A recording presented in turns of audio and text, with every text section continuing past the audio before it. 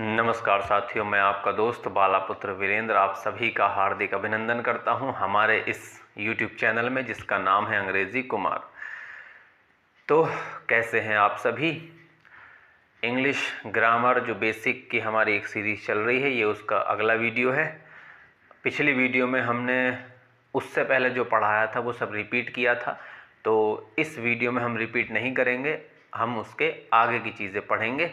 और मैं इस बात का भी ध्यान रखूँगा कि वीडियो शायद थोड़ा सा लंबा हो जाता है, तो ऐसा ना हो। उम्मीद है आप सब ठीक ठाक होंगे, खाना वाना खा लिया होगा आपने। तो चलिए फिर शुरू करते हैं। मैं ये मान के चल रहा हूँ कि आपने पिछला सब कुछ देख लिया होगा, तो मैं उसी हिसाब से चीज़ों को आगे ले जा रहा हूँ।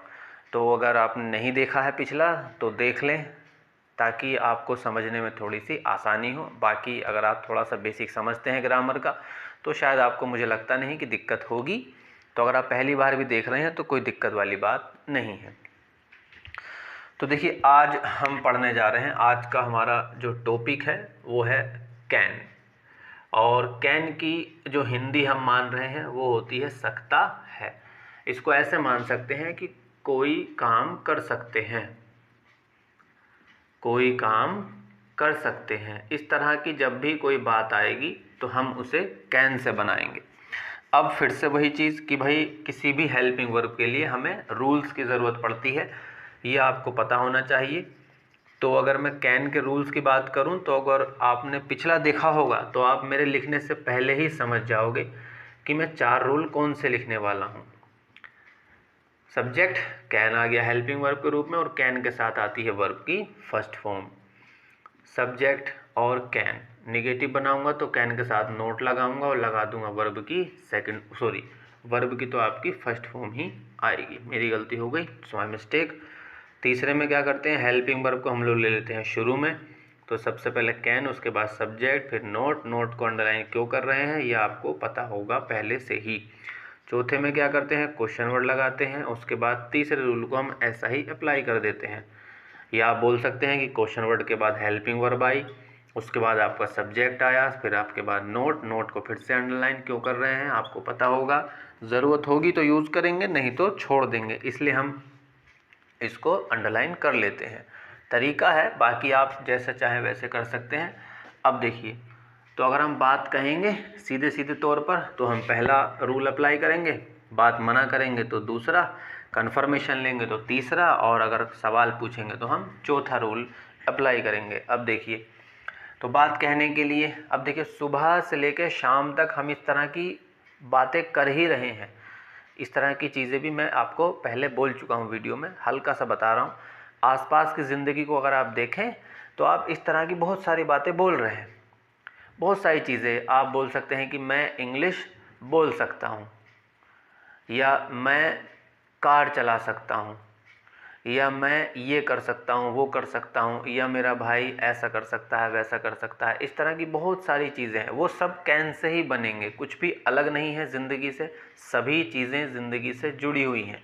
तो जैसे मान लीजिए मैंने सेंटेंस लिखा कि भाई मैं अंग्रेज़ी बोल सकता हूँ, लीजिए मैं अंग्रेज़ी बोल सकता हूँ। अब ये कितना आसान सेंटेंस है, तो बहुत सिंपल, पहला रूल लग गया। सबसे पहला आएगा सब्जेक्ट हमने आपको बता दिया है, जो काम करेगा, कौन काम करेगा, मैं, तो हो गया आई सब्जेक्ट हुआ। उसके बाद आएगा कैन, और फिर बोलने की फर्स्ट फॉर्म आ जाएगी, तो सेंटेंस बनेगा। मेरे बनाने से पहले ही आप बना लीजिए अपने मन में, आई कैन, और बोलने की क्या होती है, स्पीक, ये फर्स्ट फॉर्म हो गई।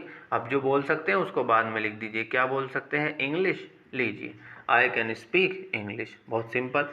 और अगर बात मना करेंगे तो दूसरा रूल लगाएंगे। जैसे मैंने कहा कि वो इसे ठीक नहीं कर सकता है, मान लीजिए कोई चीज़ आपके हाथ में है और आप कह रहे हैं कि वो इसे ठीक नहीं कर सकता है, तो बहुत सिंपल, लीजिए हमने लिखा पहले हिंदी में, वो इसे ठीक नहीं कर सकता है, उसके वश की बात नहीं है, ऐसा आप कहना चाह रहे हैं। वो इसे ठीक नहीं कर सकता है। बीच बीच में वीडियो का शायद हो सकता है फोकस ख़राब हो रहा है, उसके लिए मैं आपसे माफ़ी मांगता हूँ। अभी चीज़ें मेरे पास उतनी अच्छी नहीं है, तो मैं जैसा है उसी से मैनेज करने की कोशिश कर रहा हूँ, तो मेरा साथ थोड़ा सा दीजिएगा आप। वो इसे ठीक नहीं कर सकता है। वो मान लीजिए वो ही मेल है, कोई दुकानदार है, कोई मिस्त्री है, तो उसको क्या मान लेंगे? ही। तो ही सब्जेक्ट हो जाएगा, कैन नॉट आ जाएगा और ठीक करने की आ जाएगी आपकी वर्ब की फर्स्ट फॉर्म। तो हमने लिख दिया ही कैन नॉट। ठीक है। अब रिपेयर करना होता है ठीक करना, तो रिपेयर, अब इसे तो कोई चीज़ नहीं है तो हम उसको क्या मान लेंगे? इट, कि भाई वो इसे ठीक नहीं कर सकता, he can not repair it. लीजिए कन्फर्मेशन लेंगे तो हमारा तीसरा रूल लग जाएगा। जैसे हमने लिखा कि क्या तुम इंग्लिश पढ़ा सकते हो, ये आपने सोचा, मान लीजिए क्या तुम इंग्लिश पढ़ा सकते हो।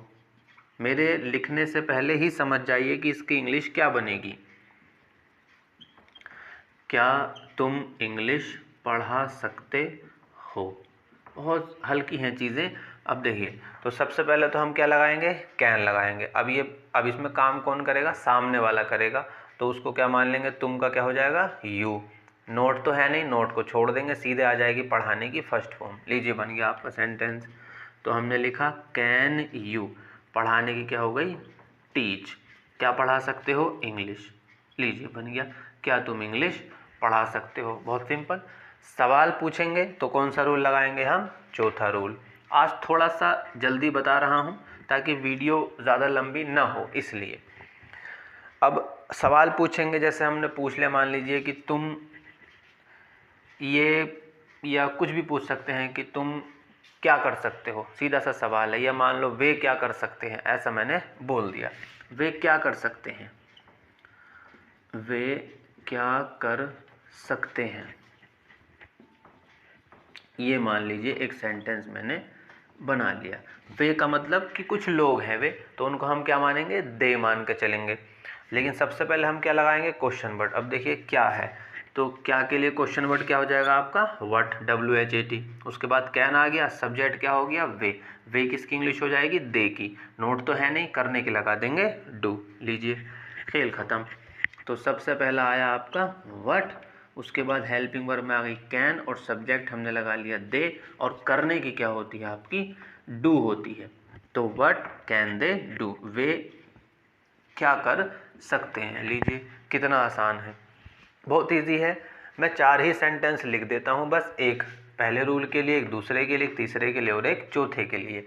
ज़्यादा नहीं, सेंटेंस की लाइन नहीं लगानी है, समझ को बढ़ाना है। आसपास अगर आप ज़िंदगी से इसे जोड़ लेते हैं तो फिर एक सेंटेंस ही बहुत है आपको चीज़ें याद रखने के लिए।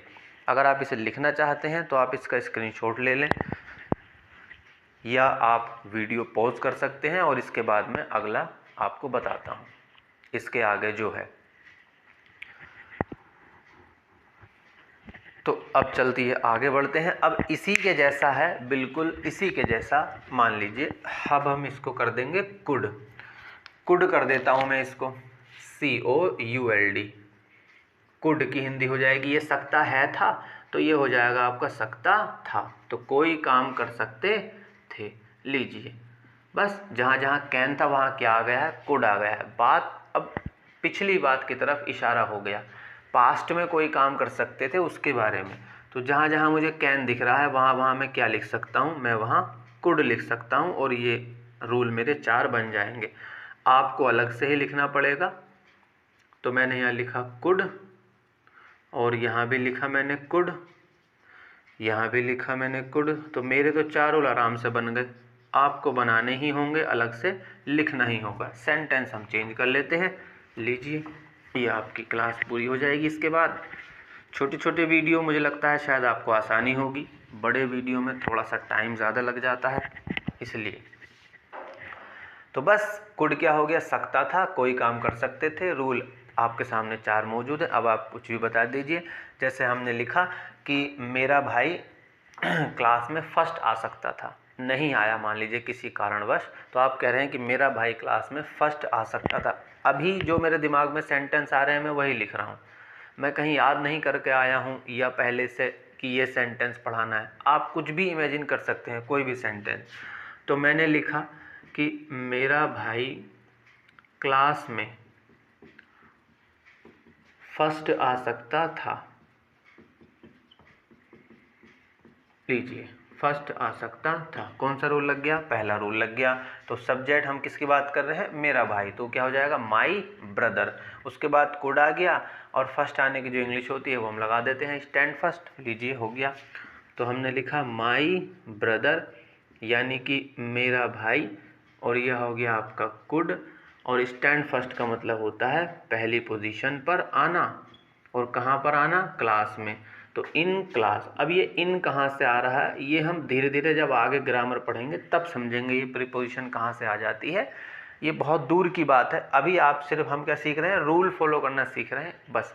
तो उसमें हमको 3-4 चीज़ों की ज़रूरत पड़ती है, बस वो हमको अप्लाई करना आना चाहिए। यहाँ मैं आपको ऐसे ही बता देता हूँ। अब कोई निगेटिव सेंटेंस ले लेते हैं ताकि हमारा दूसरा रूल अप्लाई हो जाए। जैसे मैंने लिखा, कुछ भी सोच सकते हैं, मैं वहाँ नहीं जा सकता था। कोई समस्या थी मान लीजिए, तो आपने किसी से बोला कि मैं वहाँ नहीं जा सकता था। लीजिए ये हो गया, मैं वहाँ नहीं जा सकता था। तो क्या हो जाएगा? मैं तो यानी आई हो गया, आई सब्जेक्ट हुआ, सकता था के लिए कुड लगा देंगे, नॉट है तो निगेटिव हो जाएगा आपका, और जाने की आ जाएगी फर्स्ट फॉर्म। लीजिए खेल ख़त्म। तो ये हो गया आई कुड नॉट, और जाने की क्या हो गई? गो। अब ये जो शब्द है वहाँ, इसकी इंग्लिश क्या हो जाती है? देयर। ये सब धीरे धीरे आपको याद हो जाएंगे, इसकी चिंता मत करिए। मेन चीज़ क्या है? आप सब्जेक्ट ढूंढ पा रहे हैं, कुड नॉट लगा पा रहे हैं, वर्ब की फर्स्ट फॉर्म लगा पा रहे हैं। बस इतना ही आपके लिए मेन है अभी फ़िलहाल के लिए। धीरे धीरे हम आगे बढ़ेंगे। अब देखिए, कोई कन्फर्मेशन का सेंटेंस, ज़रूरी नहीं है कि आप यही लिखें, आप कोई भी सेंटेंस ले सकते हैं। अब कन्फर्मेशन के लिए हम सेंटेंस ले सकते हैं। जैसे मैंने लिखा कि क्या वो